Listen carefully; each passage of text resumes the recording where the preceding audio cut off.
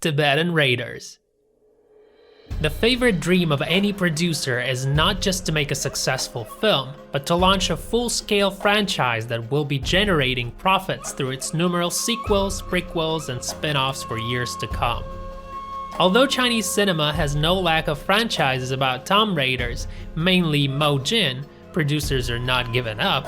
An adventure action film, Tibetan Raiders, is based on the first novel of a popular series of books. The film's main attraction is the breathtaking and mysterious Tibet. Honestly, I can understand its producers, because the movie had all chances to have a bunch of sequels. The film centers around a young archaeologist, Ling Shi, who's looking for the heavenly sword that belonged to the legendary king Gasar. Actually, the sword was her father's dream, but after he hadn't returned from an expedition, Ling Shi decides to follow in his steps. Her search leads her to Tibet.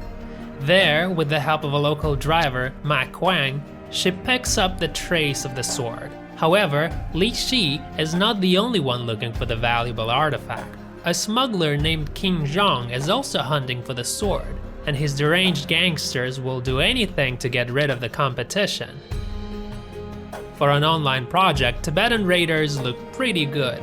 The movie was filmed in the Xi County of Sichuan Province and geological park called Xingwen Shihai, so get ready to enjoy breathtaking views. However, putting 3 directors at the helm of the project is a questionable decision. Besides, the screenplay based on the original novel has its flaws.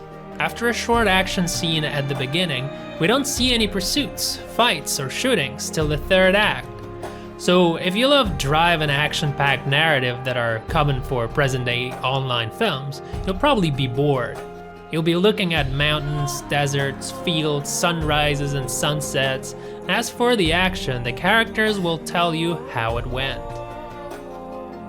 But worst of all, when action is finally served, you realize that you've been waiting for it in vain. The culmination takes place in a cave, where the characters are crowding on a narrow ledge.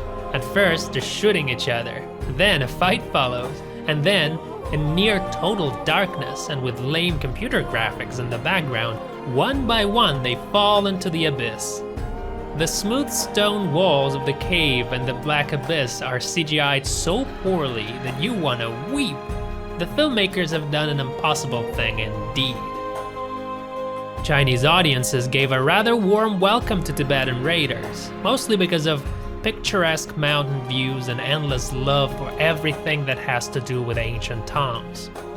Why the Chinese never get tired of watching identical Tomb Raider movies puzzles me more than the whereabouts of the Heavenly Sword. Seeing that the filmmakers have an entire series of books to work with, the film is very likely to have a sequel, at least it hints at one.